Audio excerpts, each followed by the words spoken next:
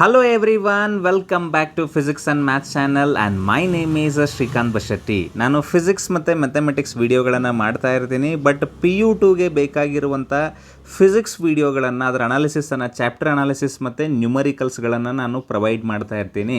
So 2 playlist ಇದೆ. ಒಂದು PU-2 physics revision for exam ಅಂಥೇಳಿ, ಇನ್ನೊಂದು PU-2 ನ್ಯೂಮರಿಕಲ್ಸ್ ಫಾರ್ ಎಕ್ಸಾಮ್ ಅಂಥೇಳಿ. ಆ 2 ಪ್ಲೇಲಿಸ್ಟಲ್ಲಿ ನೀವು ನಿಮ್ಮ ಥಿಯರಿ ಕಾನ್ಸೆಪ್ಟ್ಸ್ ಮತ್ತು ನ್ಯೂಮರಿಕಲ್ಸ್ಗಳನ್ನು ನೋಡ್ಬೋದು. ಈ ವಿಡಿಯೋದಲ್ಲಿ ನಾವು moving charges and magnetism part 1 ಅನ್ನು ತೊಗೊಂಡು ಬಂದಿದ್ದೇವೆ. ತುಂಬ ಇಂಟ್ರೆಸ್ಟಿಂಗ್ ಆಗುತ್ತದೆ, ತುಂಬ ಇಂಟ್ರೆಸ್ಟಿಂಗ್ ಚಾಪ್ಟರ್ ಇದು. ಇದರಲ್ಲಿ ಯಾವ್ಯಾವ ಕಾನ್ಸೆಪ್ಟ್ಗಳು ಬರ್ತವೆ, 1 ಮಾರ್ಕಲ್ಲಿ ಕ್ವಶನ್ಸ್ ಏನು ಬರ್ಬೋದು, 2 ಮಾರ್ಕ್ ಏನು ಬರ್ಬೋದು, 3 ಮಾರ್ಕ್ ಏನು ಬರ್ಬೋದು, ಆ ಎಲ್ಲ ವಿಷಯಗಳನ್ನು ನೋಡೋಕ್ಕೆ ಸ್ಟಾರ್ಟ್ ಮಾಡೋಣ. ಸೊ ನೆಕ್ಸ್ಟ್ ವಿಡಿಯೋ ಪಾರ್ಟ್ 2 ತರ್ತೀನಲ್ಲ, ಸೊ ಅದರಲ್ಲಿ 5 ಮಾರ್ಕ್ ಕ್ವಶನ್ಸ್ಗಳು ಮತ್ತು ಮುಂದೆ ನ್ಯೂಮರಿಕಲ್ಸ್ ವಿಡಿಯೋಗಳು ಸಪ್ರೇಟಾಗಿ ಬರ್ತಾ ಇರ್ತವೆ. ಸೊ ಅದಕ್ಕೋಸ್ಕರ ನಾನು ಆಲ್ರೆಡಿ ಈಗ electric charges and fields, electrostatic potential and capacitance ಮತ್ತು ಕರೆಂಟ್ ಎಲೆಕ್ಟ್ರಿಸಿಟಿ, ಈ 3 ಚಾಪ್ಟರ್ದು ಥಿಯರಿ ಕಾನ್ಸೆಪ್ಟ್ಸ್ಗಳು ಮತ್ತು ನ್ಯೂಮರಿಕಲನ್ನು ಆಲ್ರೆಡಿ ಸಾಲ್ವ್ ಮಾಡಿದ್ದೇನೆ. ಸೊ ಅದೆಲ್ಲ ಮಾಡಿದ್ದೆ ಆದಲ್ಲಿ ಡೆಫಿನೆಟ್ಲಿ ನಿಮಗೆ ಅರೌಂಡ್ ಒಂದು 30 to 35 ಮಾರ್ಕ್ಸ್ಗಳು ಇಲ್ಲೇ ಫಿಕ್ಸ್ ಆಗಿಬಿಡ್ತವೆ ಈ 3 ಚಾಪ್ಟ್ರಲ್ಲಿ. ಆಮೇಲೆ ಇದೊಂದು ಮಾಡಿದ್ರಂತೂ ಇಲ್ಲೊಂದು 10 ಮಾರ್ಕ್ಸ್ ಆ್ಯಡಪ್ ಆಗಿ ಅಂದಾಜು ಟೋಟಲ್ ಆಗಿ ನಿಮಗೆ ಒಂದು 45 ಮಾರ್ಕ್ಸ್ಗಳು ಈ 4 ಚಾಪ್ಟ್ರಿಂದನೇ ಬರುತ್ತೆ. ಆರಾಮಾಗಿ ಮಾಡ್ತಾ ಹೋಗೋಣ. ಸೊ ಸ್ಟಾರ್ಟ್ ಮಾಡೋಣ. ಒಂದೇದು ಏನಿದೆ ಅಂದರೆ ಹ್ಯಾಂಡ್ಸ್ ಓರೆಸ್ಟೆಡ್ ಎಕ್ಸ್ಪೆರಿಮೆಂಟ್ ಗೊತ್ತಿದೆಯಲ್ಲ ನಿಮಗೆ. ಒಂದಿನ ಹ್ಯಾಂಡ್ಸ್ ಓರೆಸ್ಟೆಡ್ ಏನು ಮಾಡಿದ್ರು, ಒಂದು ಕಂಡಕ್ಟರ್ ಇತ್ತು, ಅದರಲ್ಲಿ ಕರೆಂಟ್ ಪಾಸ್ ಆಯಿತು. ಕರೆಂಟ್ ಪಾಸ್ ಆದ ತಕ್ಷಣ ಒಂದು ಮ್ಯಾಗ್ನೆಟಿಕ್ ಕಂಪಾಸ್ ಇತ್ತು ಈ ರೀತಿಯಾಗಿ. ಸೊ ಆ ಮ್ಯಾಗ್ನೆಟಿಕ್ ಕಂಪಾಸ್ ಏನಾಯ್ತು ಇಲ್ಲಿ, ಮ್ಯಾಗ್ನೆಟಿಕ್ ಕಂಪಾಸ್ ಅಂದರೆ ಮ್ಯಾಗ್ನೆಟೇ, ಅದು ಡಿಫ್ಲೆಕ್ಟ್ ಆಯಿತು. ಅದು ಡಿಫ್ಲೆಕ್ಟ್ ಆದ ತಕ್ಷಣ ಮ್ಯಾಗ್ನೆಟನ್ನು ಡಿಫ್ಲೆಕ್ಟ್, ಈಗ ಮ್ಯಾಗ್ನೆಟಿಕ್ ಕಂಪಾಸ್ ಅಲ್ಲ ಇದು, ಬರೀತೀನಿ ಇಲ್ಲಿ ಮ್ಯಾಗ್ನೆಟಿಕ್ ಕಂಪಾಸ್ ಅಂತ ಹೇಳಿ. ಸೊ ಮ್ಯಾಗ್ನೆಟಿಕ್ ಕಂಪಾಸಲ್ಲಿ ಮ್ಯಾಗ್ನೆಟ್ ಇದೆ, ಆ ಮ್ಯಾಗ್ನೆಟನ್ನು ಡಿಫ್ಲೆಕ್ಟ್ ಮಾಡಬೇಕಾಗಿದ್ರೆ ಇನ್ನೊಂದು ಮ್ಯಾಗ್ನೆಟೇ ಬೇಕು. ಬಟ್ ಇಲ್ಲಿ ಕರೆಂಟ್ ಹೋಗ್ತಾ ಇದ್ದರೆ ಮ್ಯಾಗ್ನೆಟಿಸಮ್ ಬರ್ತಾ ಇದೆ ಅಂತ ಹೇಳಿ ಒಂದು ಸ್ಟೇಟ್ಮೆಂಟನ್ನು ಕೊಟ್ಟರು ಅವರು. ಏನದು, current carrying conductor produces magnetic field around it self. Magnetic field around it self. ನಾನು ಶಾರ್ಟ್ಕಟನ್ನು ಯೂಸ್ ಮಾಡ್ತಾ ಇದ್ದೀನಿ ಯಾಕಂದರೆ ಕ್ವಿಕ್ ವಿಡಿಯೋ ಅಲ್ಲ ಇದು, ಸೊ ಅದಕ್ಕೋಸ್ಕರ. So current carrying conductor produces magnetic field around it self. ಅದ್ರ ಸುತ್ತಲೂ ಏನು ಪ್ರೊಡ್ಯೂಸ್ ಮಾಡುತ್ತೆ, ಅದು ಈ ರೀತಿಯಾಗಿ ಮ್ಯಾಗ್ನೆಟಿಕ್ ಫೀಲ್ಡನ್ನು ಪ್ರೊಡ್ಯೂಸ್ ಮಾಡುತ್ತೆ. All right. So direction of that magnetic field is given by right hand thumb rule. So right hand thumb rule ಅಂದರೆ ಗೊತ್ತಿದೆಯಲ್ಲ, ಏನದು, if we hold current carrying conductor in right hand, so thumb is going to indicate what? Thumb is going to indicate the direction of current. Thumb direction of current ತೋರಿಸಿದ್ರೆ, so movement of all other fingers, movement of 4 fingers ಏನಿದೆಯಲ್ಲ, so what does it represents? It represents the direction of magnetic field. ಕ್ವಿಕ್ಕಾಗಿ ನೋಟ್ಸನ್ನು ಮಾಡ್ಕೊಳ್ಳಿ ಇದ್ರ ಬಗ್ಗೆ. ಆಮೇಲೆ ನೀವು current direction ಏನಾದರೂ reverse ಮಾಡಿದ್ರೆ magnetic field direction ಕೂಡ ರಿವರ್ಸ್ ಆಗುತ್ತೆ.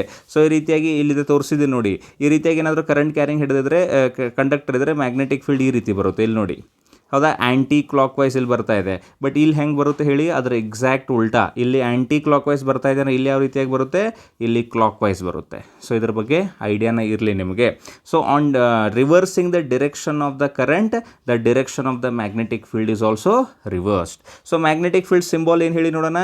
The symbol of magnetic field is B ಅನ್ನುವಂಥದ್ದು symbol. And what is the unit of magnetic field? Tesla. ಅದೆಲ್ಲ ನಿಮಗೆ ಗೊತ್ತೇ ಇದೆ. ಸೊ ನಾನು ಇದು ಒಂದೇ ಒಂದು ಸ್ಲೈಡಲ್ಲಿ ಇದೇನು ಪೇಜ್ ಇದೆಯಲ್ಲ, ಇದರಲ್ಲಿ ಎಲ್ಲ ಕವರ್ ಮಾಡಿದ್ದೀನಿ. ಹ್ಯಾಂಡ್ಸ್ ಓರೆಸ್ಟೆಡ್ ಎಕ್ಸ್ಪೆರಿಮೆಂಟ್ ಏನಂತ ಹೇಳಿದೆ, ಕರೆಂಟ್ ಡೈರೆಕ್ಷನ್ ಚೇಂಜ್ ಮಾಡೋದ್ರಿಂದ ಮ್ಯಾಗ್ನೆಟಿಕ್ ಫೀಲ್ಡ್ ಡೈರೆಕ್ಷನ್ ಚೇಂಜ್ ಆಗುತ್ತೆ ಅಂತ ಹೇಳಿದೆ. ರೈಟ್ ಹ್ಯಾಂಡ್ ಥಂಬ್ ರೂಲನ್ನು ಡೈರೆಕ್ಷನ್ ಆಫ್ ಮ್ಯಾಗ್ನೆಟಿಕ್ ಫೀಲ್ಡ್ ಕಂಡುಹಿಡಿಯೋದಕ್ಕೆ ಕೇಳ್ತಾರೆ, ಇದನ್ನು 1 ಮಾರ್ಕ್ಗೆ ಕೇಳ್ಬೋದು. And symbol of magnetic field is B and unit of magnetic field is tesla. So ಇಷ್ಟು ನಿಮಗೆ ಎಕ್ಸ್ಪೆರಿಮೆಂಟ್ ಬಗ್ಗೆ ಐಡಿಯಾ ಇರಬೇಕು. All right. ಸೊ ಮುಂದೆ ಹೋಗೋಣ. Force on a moving charge in magnetic field. So magnetic ಫೀಲ್ಡನ್ನು ಯಾವ ರೀತಿಯಾಗಿ ತೋರಿಸ್ತೀವಿ ನಾವು, ಈ ರೀತಿಯಾಗಿ ಮ್ಯಾಗ್ನೆಟಿಕ್ ಫೀಲ್ಡನ್ನು ಹಿಂಗೆ ತೋರಿಸ್ಬೋದು, ಹಿಂಗೆ ಇಲ್ಲಿದೆ ನೋಡಿ. ಸೊ ಈ ರೀತಿಯಾಗಿ ಮ್ಯಾಗ್ನೆಟಿಕ್ ಫೀಲ್ಡನ್ನು ತೋರಿಸ್ಬೋದು. ಸೊ ಇದಕ್ಕೆ ಬಿ ಅಂತ ಬರೀತೀವಿ, ಹೌದಾ. ಸೊ ಇದು ಯೂನಿಫಾರ್ಮ್ ಮ್ಯಾಗ್ನೆಟಿಕ್ ಫೀಲ್ಡ್. ನೀವು ಎಲೆಕ್ಟ್ರಿಕ್ ಫೀಲ್ಡ್ ಲೈನ್ಸ್ ಬಗ್ಗೆ ಆಲ್ರೆಡಿ ಮಾತಾಡಿದ್ದೀನಿ. ಇವೆಲ್ಲ ಮ್ಯಾಗ್ನೆಟಿಕ್ ಫೀಲ್ಡ್ ಲೈನ್ಸ್. ಇದು ಹೆಂಗೆ ಎಲೆಕ್ಟ್ರಿಕ್ ಫೀಲ್ಡ್ ಲೈನ್ಸ್ ಇರೋದಲ್ಲ, ಆ ರೀತಿಯಾಗಿ magnetic field lines, uniform magnetic field lines, ಹೌದಾ. ಸೊ ಇಲ್ಲೇನು ಮಾಡಿದೆ ಅಂದರೆ, ಒಂದು ಚಾರ್ಜ್ ಇದೆ ಅಂದ್ಕೊಳ್ಳಿ. ಇಲ್ಲಿ ಕ್ಯೂ ಅನ್ನೋವಂಥದ್ದು ಒಂದು ಚಾರ್ಜ್ ಇದೆ. ಆ ಕ್ಯೂ ಅನ್ನೋವಂಥ ಚಾರ್ಜ್ ವಿ ವೆಲಾಸಿಟಿಯಿಂದ ಹೊರಟಿದೆ. ಇದ್ರ ಜೊತೆಗೆ ಇಲ್ಲಿ ಮ್ಯಾಗ್ನೆಟಿಕ್ ಫೀಲ್ಡ್ ಜೊತೆಗೆ ಆ್ಯಂಗಲ್ ಥೀಟಾ ಮಾಡಿದೆ. ಸೊ ಅವಾಗ ಇದ್ರ ಮೇಲೆ ಒಂದು ಫೋರ್ಸ್ ಆ್ಯಕ್ಟ್ ಆಗುತ್ತೆ. ಈ ಚಾರ್ಜ್ ಇದೆಯಲ್ಲ, ಇದ್ರ ಮೇಲ್ಗಡೆ ಒಂದು ಫೋರ್ಸ್ ಆ್ಯಕ್ಟ್ ಆಗುತ್ತೆ. ಆ ಆ್ಯಕ್ಟ್ ಆಗುವಂಥ force directly proportional to charge ಇರುತ್ತೆ. that force is directly proportional to velocity ಇರುತ್ತೆ, that force is directly proportional to magnetic field ಇರುತ್ತೆ, that force is directly proportional to sine of angle between velocity and magnetic field ಇಷ್ಟೆಲ್ಲ ಇರುತ್ತೆ. So ಇವೆಲ್ಲ combine ಮಾಡಿದಾಗ ನಮಗೆ ಬರುವಂಥದ್ದು F is equal to QVB sin theta ಅಂತ ಬರುತ್ತೆ. So ಇಲ್ಲಿ F is equal to KQVB sin theta ಅಂತ ಬರುತ್ತೆ. ಸೊ ಇಲ್ಲಿ K ಅನ್ನುವಂಥ ವ್ಯಾಲ್ಯೂ SI ಸಿಸ್ಟಮಲ್ಲಿ 1 ಆಗುತ್ತೆ. So F is equal to ಬರುವಂಥದ್ದು QVB sin theta ಅಂತ ಫಾರ್ಮುಲಾ ಬರುತ್ತೆ. ಭಾರಿ ಫೇಮಸ್ ಫಾರ್ಮುಲಾ ಇದು. F is equal to Q bracket V cross B ಅಂತ ಕೂಡ ಬರೀಬೋದು, ನಿಮ್ಗೆ ಗೊತ್ತಿದೆ ಇದು. So this is known as magnetic force, FB ಅಂತ ನೀವು ಬರೀಬೋದು. All right. ಸೊ ಇಷ್ಟು ಫೋರ್ಸ್ ಆಗುತ್ತೆ ಇದರಲ್ಲಿ. ನೆಕ್ಸ್ಟ್ ಅದೇ ರೀತಿಯಾಗಿ ಒಂದು ವೇಳೆ ಏನಾದರೂ ಚಾರ್ಜ್ ಝೀರೋ ಇದ್ದರೆ, ಒಂದು ಬಾಡಿ ಇದೆ ಮೂವ್ ಆಗ್ತಾ ಇದೆ ಬಟ್ ಅದ್ರ ಮೇಲ್ಗಡೆ ಚಾರ್ಜ್ ಝೀರೋ ಇದೆ. ಸೊ ಒಂದು ವೇಳೆ ಚಾರ್ಜ್ ಝೀರೋ ಇದ್ದರೆ ಫೋರ್ಸ್ ಎಷ್ಟಾಗುತ್ತೆ? ಅಫ್ಕೋರ್ಸ್ ಝೀರೋ ಆಗುತ್ತೆ. ಬಟ್ ಚಾರ್ಜ್ ಇದೆ, ವೆಲಾಸಿಟಿ ಝೀರೋ ಇದೆ ಅಂದರೆ ಫೋರ್ಸ್ ಎಷ್ಟಾಗುತ್ತೆ? ಮೂವ್ ಆಗ್ತಾ ಇಲ್ಲ ಅಂದರೆ ಏನಾಗುತ್ತೆ? ಝೀರೋ. ಅಂದರೆ ಒಂದು ಚಾರ್ಜ್ಡ್ ಬಾಡಿಯನ್ನು ತೊಗೊಂಡು ಹೋಗಿ ನೀವು ಮ್ಯಾಗ್ನೆಟಿಕ್ ಫೀಲ್ಡಲ್ಲಿ ಇಟ್ಟರು ಕೂಡ ಅದು ಮೂವ್ ಆಗ್ತಾ ಇಲ್ಲ ಅಂದರೆ ಅದ್ರ ಮೇಲೆ ಫೋರ್ಸ್ ಝೀರೋ ಬರುತ್ತೆ. ಮತ್ತು ಮ್ಯಾಗ್ನೆಟಿಕ್ ಫೀಲ್ಡೇ ಝೀರೋ ಇದೆ ಅಂದರೆ ಏನಾಗುತ್ತೆ ಹೇಳಿ ನೋಡೋಣ? ಫೋರ್ಸ್ ಕೂಡ ಅವಾಗ ಕೂಡ ಝೀರೋ ಆಗುತ್ತೆ. ಸೊ ಈ ಮೂರೂ ಕ್ವಾಂಟಿಟಿಯಲ್ಲಿ ಒಂದು ಯಾವುದಾದ್ರೂ ಇಲ್ಲ ಅಂದರೆ ಫೋರ್ಸ್ ಮಾತ್ರ ಝೀರೋ ಇರುತ್ತೆ. ಮತ್ತೆ ಯಾವಾಗ ಝೀರೋ ಆಗುತ್ತೆ? ಮ್ಯಾಕ್ಸಿಮಮ್ ಆಗುತ್ತೆ. ನೋಡೋಕ್ಕೆ ಸ್ಟಾರ್ಟ್ ಮಾಡೋಣ. When theta is equal to 0 and 180 degree. So theta equal to 0 and 180 degree ಅಂದರೆ ಹೇಗೆ? ಫಾರ್ ಎಕ್ಸಾಂಪಲ್ ಈ ರೀತಿ ಮ್ಯಾಗ್ನೆಟಿಕ್ ಫೀಲ್ಡ್ ಇದೆಯಾ? ಸೊ ಈ ರೀತಿ ಮ್ಯಾಗ್ನೆಟಿಕ್ ಫೀಲ್ಡ್ ಈ ರೀತಿಯಾಗಿ ಹೋಗ್ತಾ ಇದೆ. ಸೊ ಇದರಲ್ಲೇ ಚಾರ್ಜ್ ಇರುವಂಥದ್ದು ಇದ್ರ ಜೊತೆಗೆ ಹೋಗ್ತಾ ಇದೆ. ವೆಲಾಸಿಟಿ ಮತ್ತು ಮ್ಯಾಗ್ನೆಟಿಕ್ ಫೀಲ್ಡ್ಗಳು ಒಂದೇ ಡೈರೆಕ್ಷನಲ್ಲಿದೆ. ಅವಾಗ ಫಾರ್ಮುಲಾ ಏನಾಗುತ್ತೆ ಹೇಳಿ ನೋಡೋಣ? F is equal to QVB sin 0 degree ಆಗುತ್ತೆ. ಎಲ್ಲ Q ಇರಲಿ, V ಇರಲಿ, B ಇರಲಿ, sin 0 ಅಂದರೆ ಎಷ್ಟು? 0. ಸೊ ಟೋಟಲ್ ಆಗಿ ಫೋರ್ಸ್ ಏನಾಗುತ್ತೆ? 0. ಸೊ ಅದ್ರ ಸಲುವಾಗಿ 0 ಡಿಗ್ರಿ ಇದ್ದಾಗ ಫೋರ್ಸ್ ಕೂಡ 0 ಆಗುತ್ತೆ. ಥೀಟಾ ಈಕ್ವಲ್ ಟು 180 ಅಂದರೆ ಮೀನಿಂಗ್ ಏನು ಹೇಳಿ ನೋಡೋಣ? ಸೊ ಈ ರೀತಿಯಾಗಿ ಮ್ಯಾಗ್ನೆಟಿಕ್ ಫೀಲ್ಡ್ ಈ ರೀತಿಯಾಗಿದೆ. ಸೊ ಮ್ಯಾಗ್ನೆಟಿಕ್ ಫೀಲ್ಡ್ ಈ ರೀತಿಯಾಗಿದ್ದರೆ ಚಾರ್ಜ್ ಏನು ಮಾಡ್ತಾ ಇದೆ ಅಂದರೆ ಇದ್ರ ಅಪೋಸಿಟಾಗಿ ಹೋಗ್ತಾ ಇದೆ. ಅಪೋಸಿಟ್ ಅಂದರೆ ಗೊತ್ತಾಗುತ್ತಲ್ಲ, ಮ್ಯಾಗ್ನೆಟಿಕ್ ಫೀಲ್ಡ್ ಈ ರೀತಿಯಾಗಿದೆ ಬಟ್ ವೆಲಾಸಿಟಿ ಮಾತ್ರ ಈ ಕಡೆ ಇದೆ. ಹೌದಾ? ಸೊ ಅವಾಗ ಆ್ಯಂಗಲ್ ಎಷ್ಟು ಬರುತ್ತೆ? ಇಲ್ಲಿ 180 ಡಿಗ್ರಿ ಇರುತ್ತೆ. ಹೌದಾ? ಸೊ ಅವಾಗ ನೀವು ಚೆಕ್ ಮಾಡಿದಾಗ F is equal to ಏನಾಗುತ್ತೆ ಹೇಳಿ ನೋಡೋಣ? QVB sin 180 ಡಿಗ್ರಿ ಆಗುತ್ತೆ. sin 180 ಅಂದರೂ ಕೂಡ 0. ಸೊ ಅದ್ರ ಸಲುವಾಗಿ F is equal to 0 ಆಗುತ್ತೆ. ಅಂದರೆ ಅಲಾಂಗ್ ದ ಮ್ಯಾಗ್ನೆಟಿಕ್ ಫೀಲ್ಡ್ ಅಥವಾ opposite to magnetic field charge move ಆಗ್ತಾ ಇದ್ದರೆ ಅದ್ರ ಮೇಲೆ ಯಾವುದೇ ಫೋರ್ಸ್ ಇರೋದಿಲ್ಲ, ಅದು ಅನ್ಡಿಫ್ಲೆಕ್ಟೆಡ್ ಆಗಿ ಏನೂ ಡಿಫ್ಲೆಕ್ಟ್ ಆಗೋದಿಲ್ಲ, ಸ್ಟ್ರೇಟ್ ಹೋಗಿಬಿಡುತ್ತೆ. So force is going to be 0 when charge is moving. ಬರ್ಕೊಳ್ಳಿ ಬೇಗ.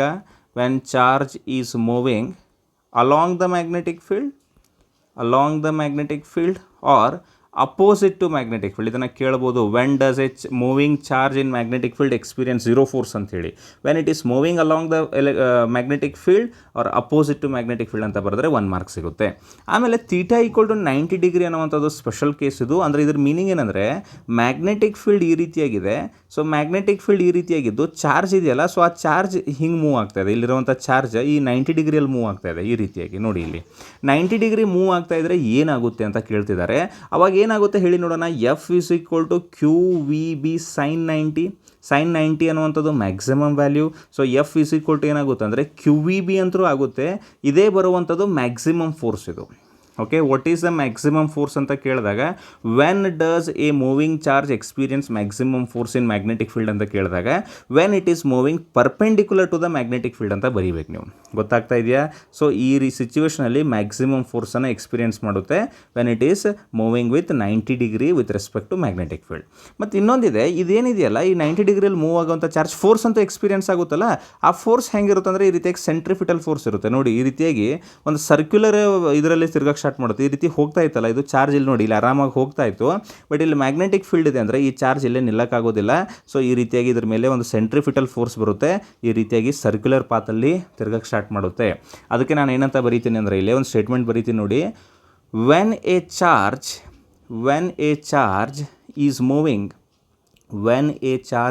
Moving perpendicular to magnetic field, it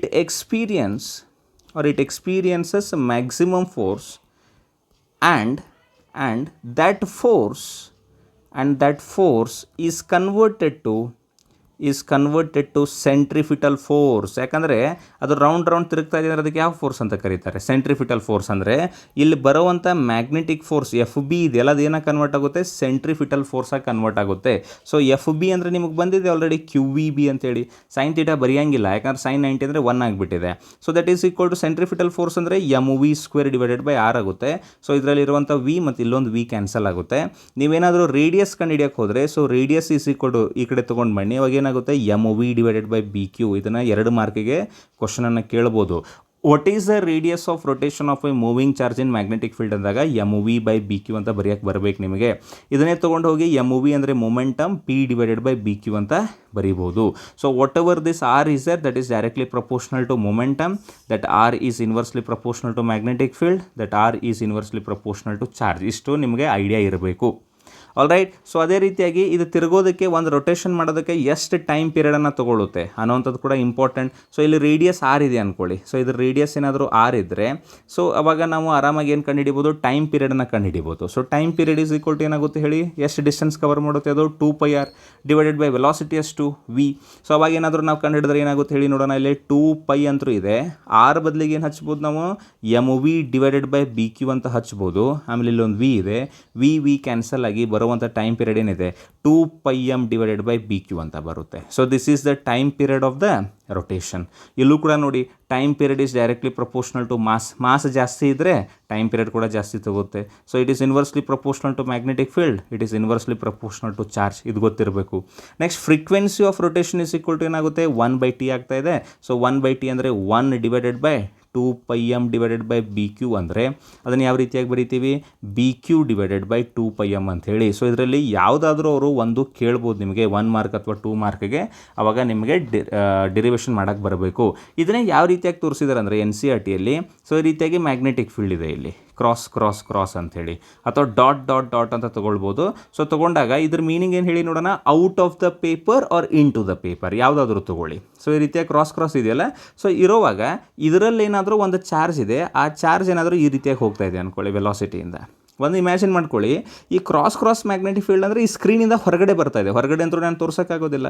so ಹೊರಗಡೆ ಮ್ಯಾಗ್ನೆಟಿಕ್ ಫೀಲ್ಡ್ ಇದೆ ಅಂದರೆ B ಇದೆ, ಮತ್ತು ಈ ರೀತಿಯಾಗಿ V ಇಲ್ಲಿ ಹೋಗ್ತಾ ಇದೆ ಅಂದರೆ, ಸೊ B ಹೊರಗಡೆ ಬರ್ತಾ ಇದೆ, V ಈ ರೀತಿಯಾಗಿ ಹೋಗ್ತಾ ಇದೆ ಅಂದರೆ ಅವೆರಡರ ನಡುವೆ ಇರುವಂಥ ಆ್ಯಂಗಲ್ ಎಷ್ಟು, 90 ಡಿಗ್ರಿ. ಹೌದಾ ಇಲ್ಲ? ಸೊ 90 ಡಿಗ್ರಿದಾಗ ಇದೇನಾಗುತ್ತೆ, ಈ ರೀತಿಯಾಗಿ ತಿರ್ಗಕ್ಕೆ ಸ್ಟಾರ್ಟ್ ಮಾಡುತ್ತೆ. ಅದು ಎಷ್ಟು ರೇಡಿಯಸ್ಸಿಂದ, R ರೇಡಿಯಸ್ಸಿಂದ. ಸೊ R ರೇಡಿಯಸ್ಸನ್ನು ನಾವು ಕಂಡು ಹಿಡಿದಿದ್ದೀವಿ. ಆಮೇಲೆ ಎಷ್ಟು ಟೈಮ್ ಪೀರಿಯಡ್ ತೊಗೊಳುತ್ತೆ, ಎಷ್ಟು, ಫ್ರೀಕ್ವೆನ್ಸಿ ಎಷ್ಟು, ಇದೆಲ್ಲವನ್ನು ನಾವು ಕಂಡು ಹಿಡಿದಿದ್ದೇವೆ. ಸೊ ಇದ್ರ ಬಗ್ಗೆ ತುಂಬ ಇಂಟ್ರೆಸ್ಟಿಂಗ್ ಆಗಿರುವಂಥ ಕ್ವಶನ್ಸ್ಗಳನ್ನು ಫ್ರೇಮ್ ಮಾಡ್ಬೋದು. When does a moving charge experience zero force ಅಂತ ಹೇಳಿದ್ರೆ, when it is moving along the magnetic field or opposite to magnetic field ಅಂತ ಆಲ್ರೆಡಿ ಮೆನ್ಷನ್ ಮಾಡಿದ್ದೀನಿ ಇಲ್ಲಿ, ಅದನ್ನು ಬರೀರಿ. ಮ್ಯಾಕ್ಸಿಮಮ್ ಫೋರ್ಸ್ ಮತ್ತು ಸೆಂಟ್ರಿಫಿಟಲ್ ಫೋರ್ಸ್ ಮತ್ತು ಸರ್ಕ್ಯುಲರ್ ತಿರುಗೋದು ಯಾವಾಗ, 90 ಡಿಗ್ರಿಯಲ್ಲಿ ಮೂವ್ ಆಗುವಾಗ, ಮತ್ತು ಮ್ಯಾಕ್ಸಿಮಮ್ ಫೋರ್ಸ್ ಕೂಡ ಆವಾಗ ಅಂತ ಹೇಳಿ ಬರೀರಿ. ರೇಡಿಯಸನ್ನು ಕಂಡಿಡಿರಿ, ಟೈಮ್ ಪೀರಿಯಡ್ ಕಂಡಿಡಿರಿ, ಫ್ರೀಕ್ವೆನ್ಸಿ ಕಂಡಿಡಿರಿ, ಮುಗಿದೋಗುತ್ತೆ. Next very important question, define magnetic field ಅಂತ ಕೇಳ್ತಾರೆ. ಸೊ ಮ್ಯಾಗ್ನೆಟಿಕ್ ಫೀಲ್ಡ್ ಅಂದರೆ ಸಿಂಪಲ್, ಇದು space around magnet where magnetic force can be experience ಅಂತ ಬರೀತೀವಿ. ಬಟ್ ಎಷ್ಟು ಫೋರ್ಸ್ ಅಂತ ಹೇಳಿ ಕ್ವಾಂಟಿಟೇಟಿವ್ ಆಗಿ ಕೂಡ ಬರೀಬೇಕು. ಅದಕ್ಕೆ ಡೆಫಿನೇಷನ್ ಕೊಡುವಂಥ ರೀತಿ ಹೆಂಗಂದರೆ, F is equal to QVB sin θ ಅಂತ ಬರ್ಕೊಳ್ಳಿ. ಹೌದಾ?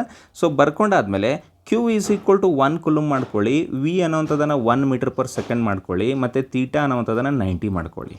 ಮಾಡ್ಕೊಂಡ ತಕ್ಷಣ F ಈಸ್ ಈಕ್ವಲ್ ಟು ಏನಾಗುತ್ತೆ ಹೇಳಿ ನೋಡೋಣ. Q ಅಂದರೆ 1 ಇದೆ, ಅದನ್ನು ಬರೀರಿ. V ಅಂದರೆ 1 ಇದೆ, ಬರೀರಿ. B ಬರೀರಿ. ಥೀಟಾ ಅನ್ನೋಂಥದ್ದು 90 ಇದೆ, sin 90 ಅಂತ ಬರೀರಿ. ಸೊ ಬರೋದಾದಮೇಲೆ F ಈಸ್ ಈಕ್ವಲ್ ಟು ಏನಾಗ್ತಿದೆ ಎಲ್ಲ 1 sin 90 ಅಂದರೆ 1. So F equal to B ಅಂತ ಬಂತು. So B is equal to F ಅಂತ ಬರೀರಿ. ಹೌದಾ? ಸೊ ಅದ್ರ ಮೀನಿಂಗ್ ಏನಂದರೆ, when a charge of 1 coulomb is moving with velocity 1 meter per second perpendicular to the magnetic field, force experienced by it is equal to magnitude of magnetic field. ನೋಡ್ಕೊಳ್ಳಿ ಇಲ್ಲಿ ಏನಿದೆ ಅಂತೇಳಿ. ಅಂದರೆ ಒಂದು ಚಾರ್ಜ್ 1 ಕೂಲಂಬ್ ಇರುವಂಥದ್ದು 1 metre per ಸೆಕೆಂಡಿಂದ perpendicular ಆಗಿ magnetic field ಹೋಗೋವಾಗ ಎಷ್ಟು ಫೋರ್ಸನ್ನು ಎಕ್ಸ್ಪೀರಿಯನ್ಸ್ ಮಾಡುತ್ತೆ, ಅದೇ ಮ್ಯಾಗ್ನೆಟಿಕ್ ಫೀಲ್ಡ್ ಇರುತ್ತೆ. ಇಂಟ್ರೆಸ್ಟಿಂಗ್ ಅಲ್ಲ? ಮತ್ತು ಇದ್ರ ಜೊತೆಗೆ ಇನ್ನೊಂದು ಸೇರಿಸ್ಬೋದು, ಏನಂತೇಳಿ, space where magnetic force can be experienced, which is given by when a charge of ಅಂತ ಈ ರೀತಿ ಬರೀಬೋದು. ಇಲ್ಲೇನು ಬರೆದಿದ್ದೀನಿ ರೆಡ್ ಕಲರಿಂದ ಏನು ಮಾರ್ಕ್ ಮಾಡ್ತಾ ಇದ್ದೀನಿ, ಇದನ್ನು ಬಿಟ್ಟರು ಕೂಡ ನಡೆಯುತ್ತೆ, ಬಟ್ ಇಲ್ಲಿರುವಂಥದ್ದು ಡೆಫಿನೇಷನ್ ಬರೀಬೇಕು ಮ್ಯಾಗ್ನೆಟಿಕ್ ಫೀಲ್ಡ್ ಕೇಳಿದಾಗ. ಅದನ್ನೇ ಕ್ವಶನ್ ಹೆಂಗೆ ಕೇಳ್ತಾರೆ ನೋಡಿ, ಈಗ define 1 tesla of magnetic field ಅಂತ ಕೇಳ್ತಾರೆ. ಅವಾಗ ಕೂಡ ನಾವು F is equal to Q V B sine ತೀಟಾನೇ ಬಳಸ್ಕೊಳ್ಬೇಕು.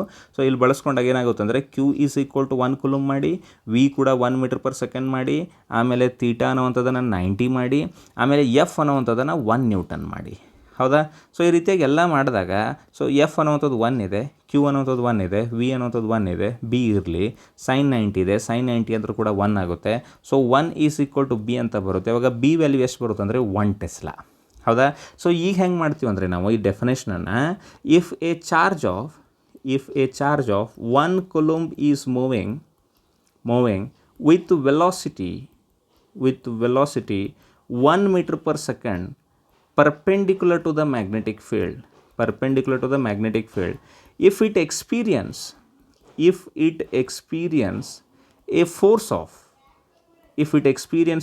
of 1 Newton, then magnetic field is equal to 1 Tesla. ಈ ರೀತಿಯಾಗಿ ಡೆಫಿನೇಷನನ್ನು ಬರಿತೀವಿ. ಅರ್ಥ ಮಾಡ್ಕೊಳ್ಳಿ ಏನಿದೆ ಅಂತೇಳಿ. ಇಲ್ಲಿ ಎಷ್ಟು ಫೋರ್ಸ್ ಎಕ್ಸ್ಪೀರಿಯನ್ಸ್ ಆಗಿತ್ತು ಅದಕ್ಕೆ ಮ್ಯಾಗ್ನೆಟಿಕ್ ಫೀಲ್ಡ್ ಅಂತ ಕರೆದ್ವಿ.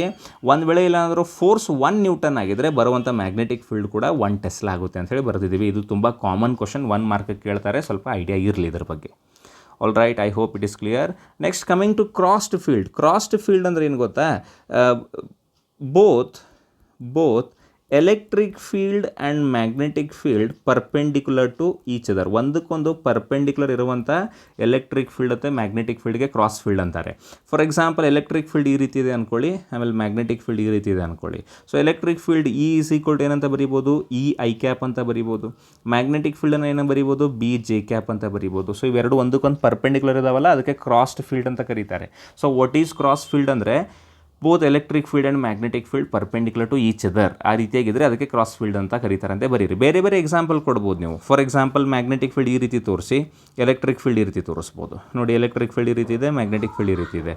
So electric field is equal to ಏನಾಗುತ್ತೆ, ಇ ಜೆ ಕ್ಯಾಪ್. ಆಮೇಲೆ ಮ್ಯಾಗ್ನೆಟಿಕ್ ಫೀಲ್ಡ್ ಅನ್ನೋಂಥದ್ದು ಏನಾಗುತ್ತೆ, ಬಿ ಕೆ ಕ್ಯಾಪ್. ಯಾಕಂದರೆ ಝೆಡ್ ಆ್ಯಕ್ಸಿಸನ್ನು ನಾವು ಈ ರೀತಿಯಾಗಿ ತೋರಿಸ್ತೀವಲ್ಲ, ಇದು ಈ ಕಡೆ ಇರುವಂಥದ್ದು X axis, Y axis, Z axis ಹಿಂಗಿರೋದಿಲ್ಲ. ಆ್ಯಕ್ಚುಲಿ ಹೊರಗಡೆ ಬರುತ್ತೆ, ಸ್ಕ್ರೀನಿಂದ ಹೊರಗಡೆ ಮತ್ತು ಸ್ಕ್ರೀನಿಂದ ಒಳಗಡೆ ಹೋಗುತ್ತೆ, ಬಟ್ ಈ ರೀತಿಯಾಗಿ ತೋರಿಸೋದು, ಯಾಕಂದರೆ ಹೊರಗಡೆ ತೆಗಿಯೋಕ್ಕೆ ಬರೋದಿಲ್ಲಲ್ಲ, ಅದಕ್ಕೋಸ್ಕರ. ಸೊ ಇದಕ್ಕೆ ಕ್ರಾಸ್ ಫೀಲ್ಡ್ ಅಂತ ಕರೀತಾರೆ. ಆಮೇಲೆ ಮುಂದೆ ಹೋಗಿ ಲಾರೆನ್ಸ್ ಫೋರ್ಸ್ ಅಂತ ಕರೀತಾರೆ. ಲಾರೆನ್ಸ್ ಫೋರ್ಸ್ ಅಂದರೆ ಏನು ಗೊತ್ತಾ, force experienced by a moving charge in crossed field. Crossed ಫೀಲ್ಡಲ್ಲಿ ಆ ಚಾರ್ಜ್ ಮೇಲೆ ಆಗುವಂಥ ಫೋರ್ಸ್ಗೆ ಏನಂತ ಕರೀತಾರೆ, Lorentz force experience by moving charge in crossed field ಅಂದರೆ ಏನು ಹೇಳಿ ನೋಡೋಣ, electric field perpendicular to magnetic field. ಅದು ನಿಮ್ಗೆ ಗೊತ್ತಿರಬೇಕು. ಈಸ್ ಕಾಲ್ಡ್, ಅದಕ್ಕೆ ಏನಂತ ಕರೀತಾರೆ, ಲಾರೆನ್ಸ್ ಫೋರ್ಸ್ ಅಂತ ಕರೀತಾರೆ. ಸೊ ಲಾರೆನ್ಸ್ ಫೋರ್ಸ್ ಅಂದರೆ ಫಾರ್ ಎಕ್ಸಾಂಪಲ್ ಈಗ ಎಲೆಕ್ಟ್ರಿಕ್ ಫೀಲ್ಡ್ ಇದೆ ಅಂದ್ಕೊಳ್ಳಿ, ಎಲೆಕ್ಟ್ರಿಕ್ ಫೀಲ್ಡ್ ಇ ಇದೆ, ಆವಾಗ ಬರುವಂಥ ಫೋರ್ಸ್ ಎಷ್ಟು ಬರುತ್ತೆ, ಎಫ್ ಇ. ಎಲೆಕ್ಟ್ರಿಕ್ ಫೋರ್ಸ್ ಎಷ್ಟು ಬರುತ್ತೆ, ಕ್ಯೂ ಇ ಅಂತ ಬರುತ್ತೆ. ಹೌದಾ?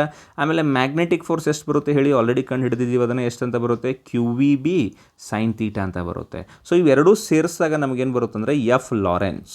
So F Lorentz force is equal to ಏನಾಗುತ್ತೆ, F E plus F B. ಮತ್ತು ಇದನ್ನು ವೆಕ್ಟೋರಿಯಲಿ ಮಾಡಬೇಕು, ಹಾಗೆ ನಾರ್ಮಲಾಗಿ ಮಾಡೋಂಗಿಲ್ಲ.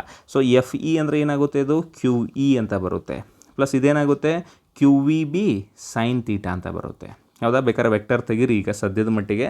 ಸೊ ವೆಕ್ಟರ್ ಲಾಸ್ಟಿಗೆ ಹಾಕೋಣ ಅದನ್ನು, ಯಾವ ರೀತಿಯಾಗಿ ಬರುತ್ತೆ ಅಂತೇಳಿ. ಈಗ ಇದನ್ನು ತೆಗೀರಿ. ಸೊ ತೆಗೆದ ತಕ್ಷಣ ಇಲ್ಲಿ ಏನು ಮಾಡ್ಬೋದು ಹೇಳಿ ನೋಡೋಣ ಈಗ.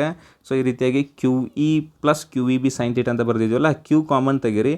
ತೆಗೆದ್ರೆ ಒಳಗಡೆ ಉಳಿಯುವಂಥದ್ದೇನು, E plus V B sine theta ಅಂತ ಉಳಿಯುತ್ತೆ. ಸೊ ಇದನ್ನು ವೆಕ್ಟರಲ್ಲಿ ಬರೀಬೇಕಾಗಿದ್ದರೆ Q bracket E vector plus V cross B ಅಂಥೇಳಿ ಈ ರೀತಿಯಾಗಿ ಬರೋದು, ಇದನ್ನು ಬ್ರ್ಯಾಕೆಟಲ್ಲಿ ಬರೀಬೋದು. ಯಾಕಂದರೆ ವಿ ಬಿ ಸೈನ್ ತೀಟಾ ಅಂದರೆ ಏನಾಗುತ್ತೆ, ವಿ ಕ್ರಾಸ್ ಬಿನೇ ಆಗುತ್ತೆ.